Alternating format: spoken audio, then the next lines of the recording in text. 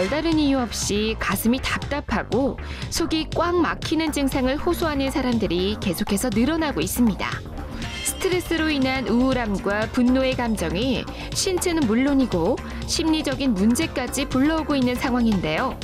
흔히 이런 감정을 화병이라고 이야기하는데 화병은 한국인의 대표적인 스트레스성 질환으로 손꼽히고 있습니다. 오늘 메디컬인에서는 화병과 함께 많은 사람들이 시달리고 있는 불면증에 대해서도 자세한 내용을 함께 하겠습니다. 원장님 안녕하세요. 네, 안녕하세요. 네, 이렇게 다시 뵙게 되니까 너무 반갑습니다. 그동안 잘 지내셨죠? 네. 네, 오늘 뭐 이렇게 또 되게 지난번보다는 되게 편안해 보이시는 것 같아서 되게 좋습니다. 감사합니다. 네. 자, 오늘의 주제가요. 유독 한국인들에게 많이 발견되는 그러한 질환이라고 하던데요. 어떤 건가요? 예, 우리 한국 사람들 고유의 문화 증후군이라고 하는 이 화병을 말씀드릴 수 있는데, 이 화병이라는 것은 미국 정신의학회에서 발간한 그 정신 장애 진단과 분류집에 보면은 한국 문화에 있어서 나타나는 고유의 증세, 네. 즉 앵거 신드롬이라 해서 화의 그 문제를 주로 많이 다루고 있는 겁니다. 그렇군요.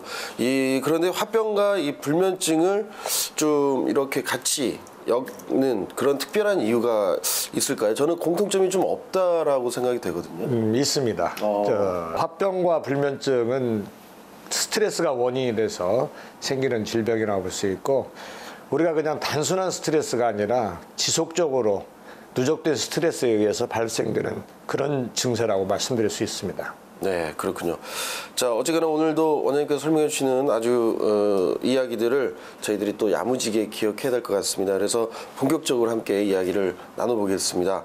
그러면 이 화병, 대충은 사람들이 화병하면 이제 많이들 아실 것 같은데 그래도 좀 무엇인지 자세하게 설명을 해 주시죠.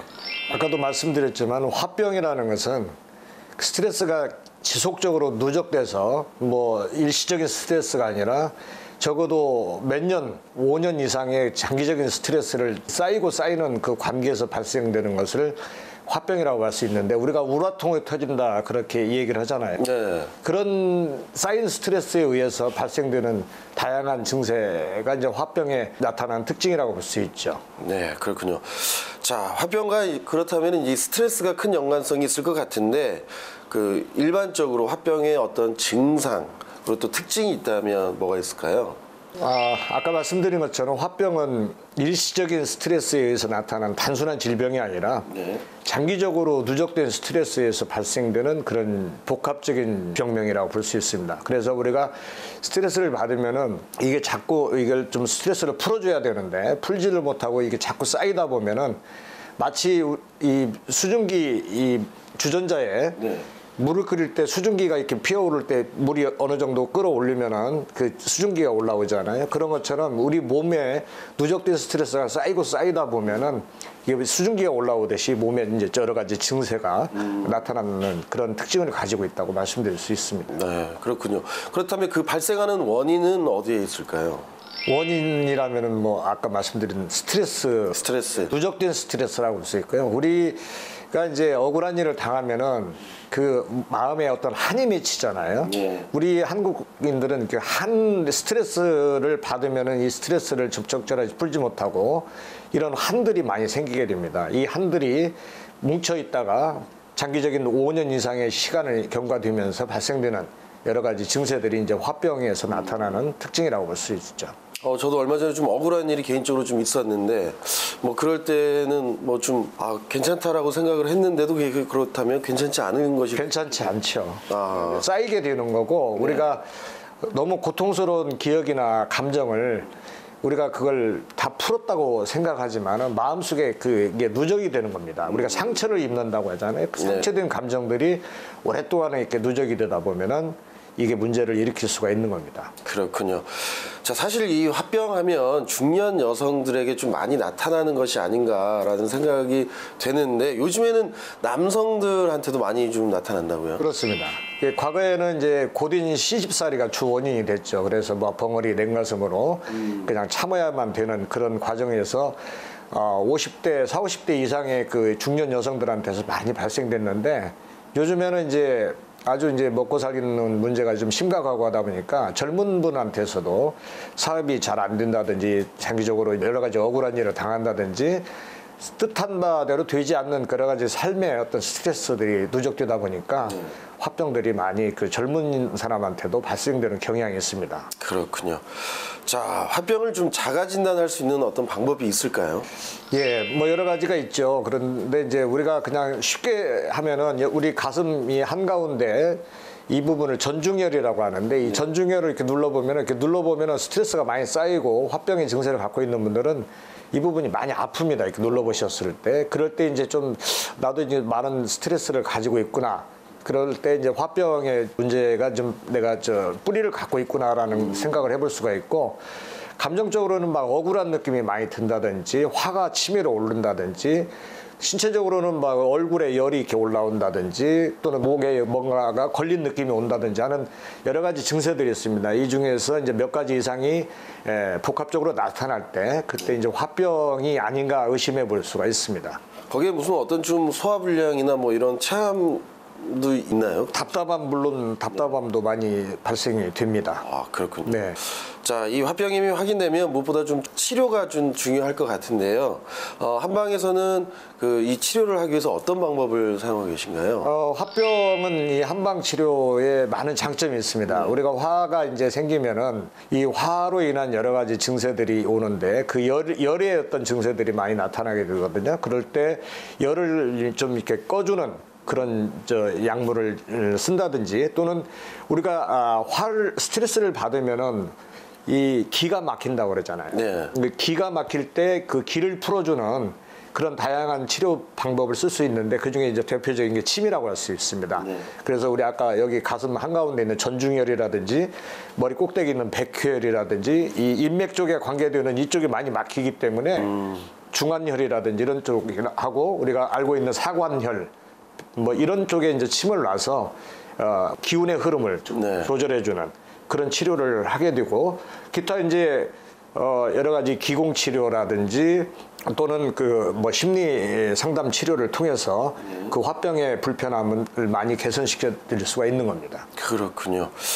자, 그런데요, 만약에 이 제대로 치료를 좀 받아야 되는데 치료하지 않고 아유 뭐 괜찮아 하고서 이렇게 방치하게 된다면 어떤 문제점이 좀 나타날까요? 화병은 복합적인 그런 문제를 갖고 있는 거기 때문에 화병을 놔두면은 이게 정신적으로는 우울증이라든지 불안증이라든지 더 나아가서는 공황장애의 어떤 뿌리가 될 수가 있고 신체적으로도 이제 고혈압이라든지 뭐 동맥경화라든지 그 뇌졸중이라든지 또 비만이라든지 또 뭐 간 기능의 문제 이런 다양한 문제를 발생시킬 수 있기 때문에 내가 화병의 문제를 가지고 있다라고 생각되면 바로 좀 가까운 병원을 찾아서 치료를 받아보는 게 바람직하다고 볼 수 있습니다. 그렇군요. 이게 어떻게 보면 만병의 근원이 될 수도 있다라는 말씀이신 거죠. 물론입니다. 그렇기 때문에 방치보다는 내원해서 어떤 진료를 받는 것이 좋다는 말씀하신 것 같은데 그렇다면 원장님 화병을 앓고 있는 분들에게 꼭 전하고 싶은 이야기가 있으시다면요. 감추지 말고 네. 하루라도 빨리 치료를 받는 게 이 고통스러운 불편함으로부터 해결하는 방법이고요. 여러 가지 화병으로 인한 그 합병증 또 부수적인 다양한 증세들이 오기 때문에 병원 키우는 게 아니라 옛날부터 병원 자랑하라고 그랬잖아요. 그래서 하루라도 빨리 주변에 이제 전문가들의 도움을 받는 게 가장 중요한 방법이 아닌가 이렇게 생각이 되고요. 평소에 이제 스트레스 관리, 네. 자기만의 고유한 어떤 운동이라든지 또는 뭐 명상이라든지 이런 걸 통해서 스트레스를 적절하게 관리하는 것도 중요한 어떤 포인트가 아닌가 생각이 됩니다. 네, 알겠습니다. 자, 지금까지 이제 화병에 대한 이야기를 나눠봤는데요. 지금부터는 그 불면증에 대한 이야기를 시작해야 될 것 같습니다. 사실 알게 모르게요. 이 불면증에 시달리는 사람들이 생각보다 많은 것 같아요. 네, 그렇습니다.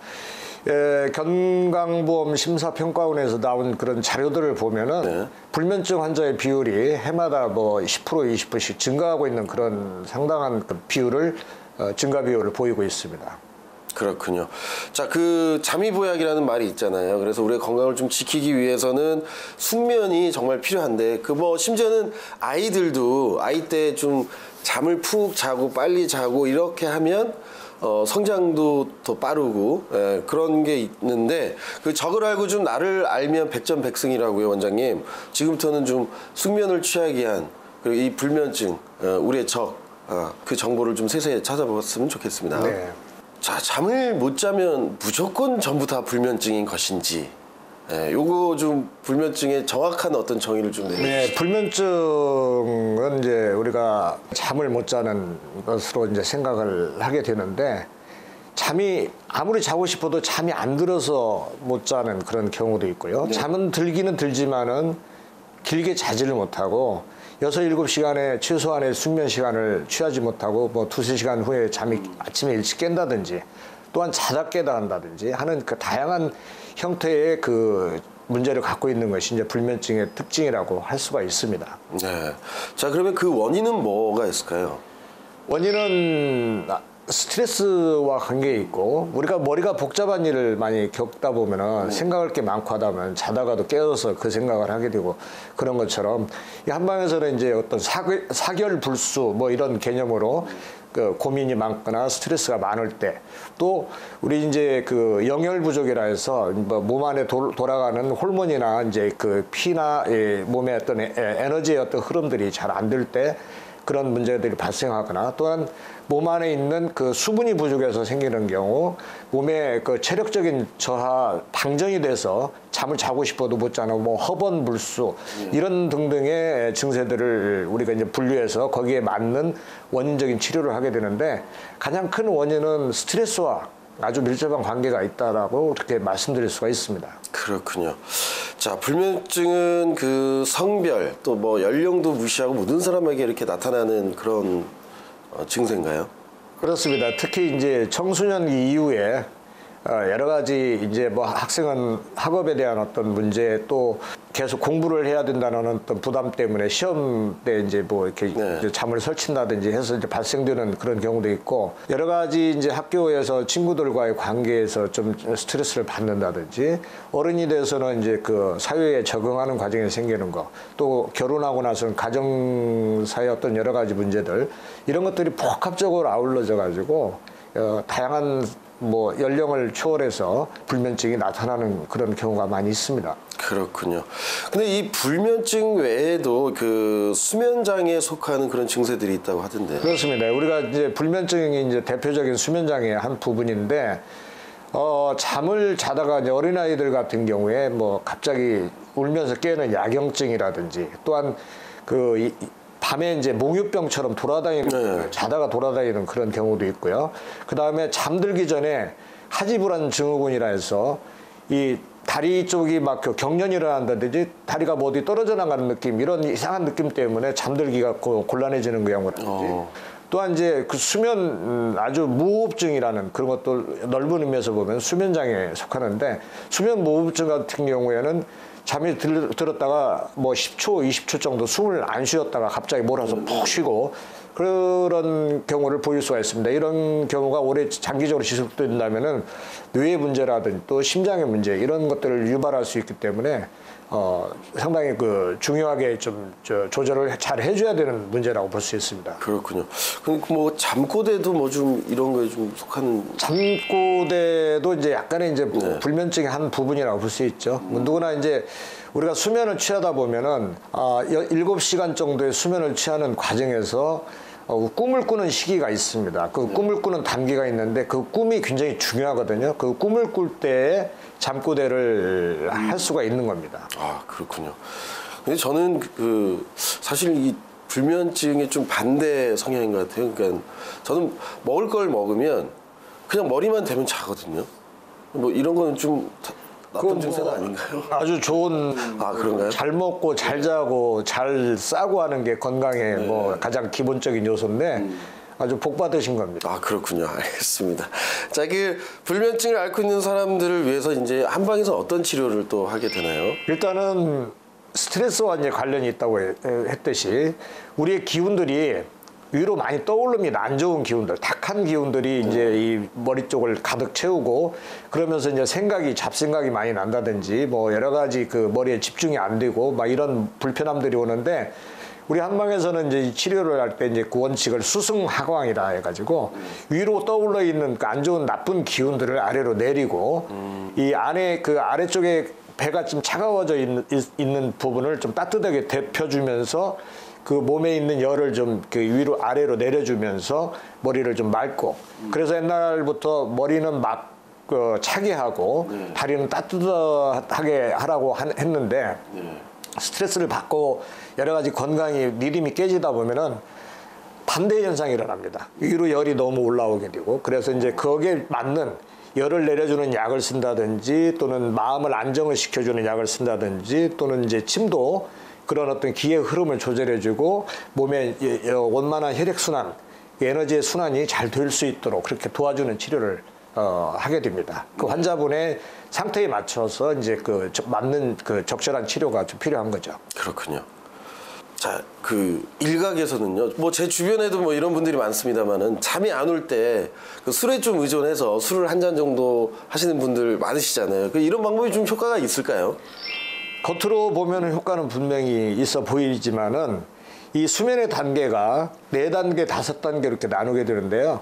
술이나 수면제를 먹고 자는 경우에 옆에서 보면은 아주 숙면을 취하는 것처럼 보이지만은 실질적으로 잠의 단계라는 것이 1단계, 2단계, 3단계, 4단계를 찍고 이렇게 올라오면서 이렇게 반복적인 리듬을 갖고 이렇게 수면이 이루어지는데 수면제나 술은 1단계, 2단계에서 멈춥니다. 1단계, 2단계 그 수면 얕은 수면이라고 볼 수 있어요. 그런데 잠깐이지만 한 몇 초라도 3단계, 4단계의 그 수면을 찍고 올라와야 숙면을 2시간, 3시간을 자도 잘 잤다라고 이렇게 생각하고 다음날 일어났을 때 피로감도 덜하고 그렇게 되기 때문에 장기적으로 뭐 어쩌다 한번 술을 뭐 드시고 주무시는 건 큰 문제는 없겠지만은 습관화 됐을 때는 만성적인 불면증의 원인이 될 수가 있기 때문에 신중해져야 될 필요가 있습니다. 그렇군요. 그러면은 지금 말씀하신 대로 수면제 복용도 뭐 좀 위험할 것 같은데요? 꼭 위험하다기보다도 이제 워낙 그 잠을 못 자는 고통이 크다 보니까 수면제를 이제 쉽게 찾을 수가 있는데 만성화되면은 참 수면제를 이렇게 끊기가 참 어렵습니다. 그래서 저 같은 경우에도 수면제를 끊기 위해서 한 3개월에서 6개월 정도의 그 단계적인 치료를 통해서 이제 수면제를 이렇게 끊게 도와드리고 있는데 수면제도 숙면이 안 되는 그런 좀 불편함이 좀 있기 때문에 만성적으로 가는 경우에는 조심을 좀 하셔야 될 것 같습니다. 그렇군요.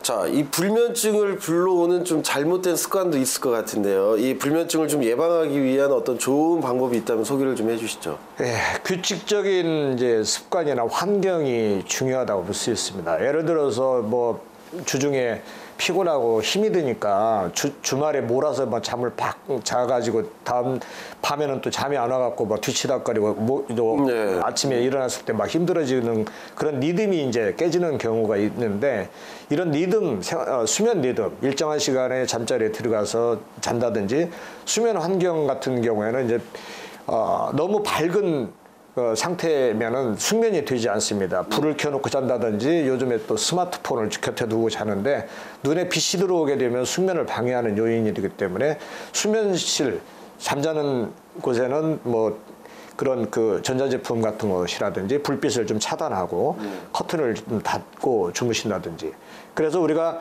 수면 리듬이 햇빛과 무지하게 관련이 있습니다. 햇빛이 들어올 때 우리 눈은 자동적으로 떠지게 세팅이 돼 있고 어두워질 때 우리가 잠을 자야 되는 어떤 그런 그 작용을 하는 그런 호르몬이 있는데 그걸 이제 멜라토닌이 그런 작용을 하는데 현대인들은 이 너무 이런 가까운 전자제품이라든지 불빛에 의해서 이 숙면을 방해하는 경우가 있기 때문에 그런 걸 굉장히 좀 조심하는 게 좀 좋을 것 같습니다. 아, 그렇군요. 그래서 뭐 수면 안대도 나오고 뭐 이런 것도 이용하시는 분들이 계신데 저 같은 경우에 예전에는 꼭 TV를 틀어놔야 잠이 좀 잘 온다라는 혼자만의 생각이 있어가지고 TV를 많이 틀어놨었는데 좀 뭐 이렇게 자고 나도 뭐가 좀 개운하지는 않았거든요. 네. 예, 그래서 지금은 아예 그냥 TV를 끄고 이렇게 잠을 잡니다. 예, 알겠습니다.